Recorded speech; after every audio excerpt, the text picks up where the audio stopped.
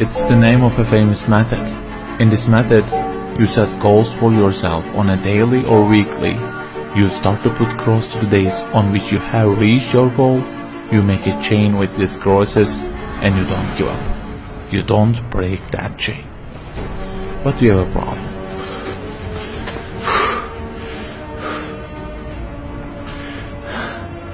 Personal development specialists say that we should have goals. You know, they say like, don't sleep more than 6 hours, learn a language, finish a book every week, don't stop, always run, don't give up on your dream, don't break the chain. Okay, I don't object to them. I also have a table and put crosses on it every day and go after many goals, no problem. But you know what? They don't talk about the most important part of it.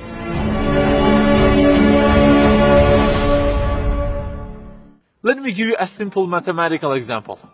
Try to imagine that you are adding numbers, and imagine that the numbers you have added up to this year is, for example, 35 in total, and you start from this year. For example, you will add 4 in this year, and then add 8 in next year, and it goes on. And there is an unknown time which counts down, and when it ends, you can't add any other number. Okay, you start the addition.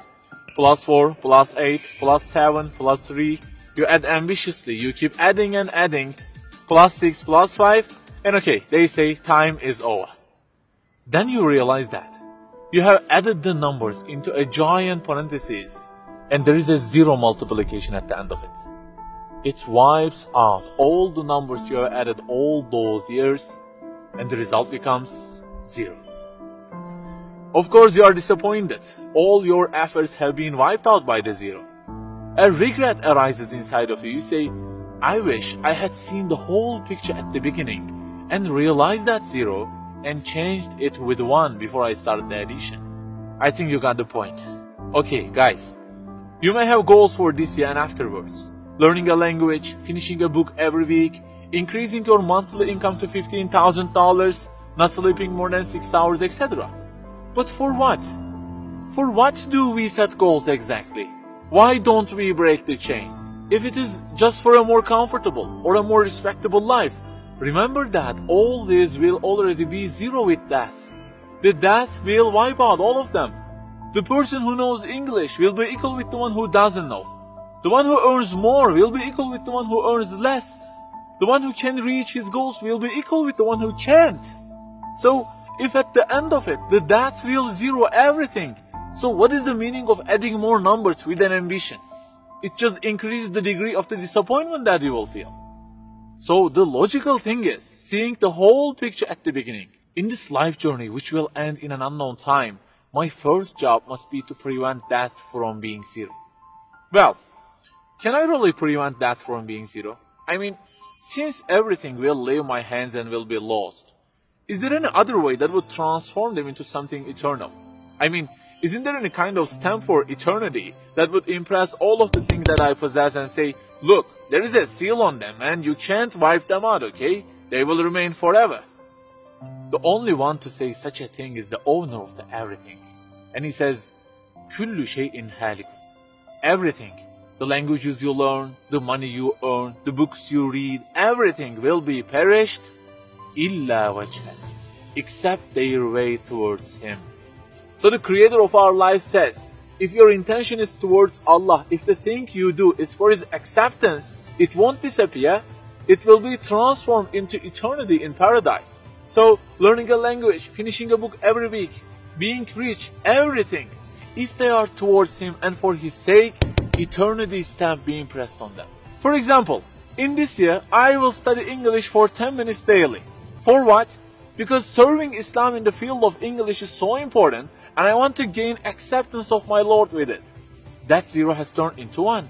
This year, I will finish a book every week. Why?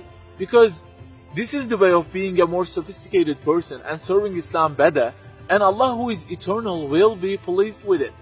Good news, that 0 has turned into 1 because now His acceptance is your intention. I aim increasing the income of my company to $150,000. For what?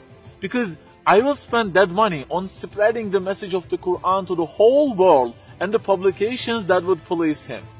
you have exterminated the zero because now your goal is towards him. We add and add like this through our lives, and they don't end with death. People who seek Allah's sake in their actions kill their death. Death cannot zero their additions. If the thing we do is for his acceptance, it is not mortal. You may say, I don't really love him that much, and maybe I don't really believe in him that much either. So how can I do everything for his sake? I don't even know who he is. My brother or sister, that's the problem. You don't even know who he is. And actually it is our first job in this life, recognizing him. That's the first step. The more you recognize him, the more you love him. And the more you love him, the more you seek his sake in your actions. So learn about him. Who made you? What does he want? Why does he give you such a billion things in each day? Read, find out. Turning the zero into one is a lifelong process.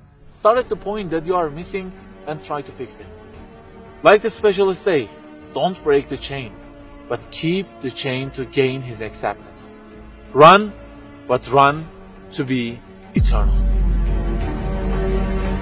An unknown time counts down, and before starting to add the numbers, the first thing you have to do is to remove that zero. Otherwise, everything you added will be wiped out.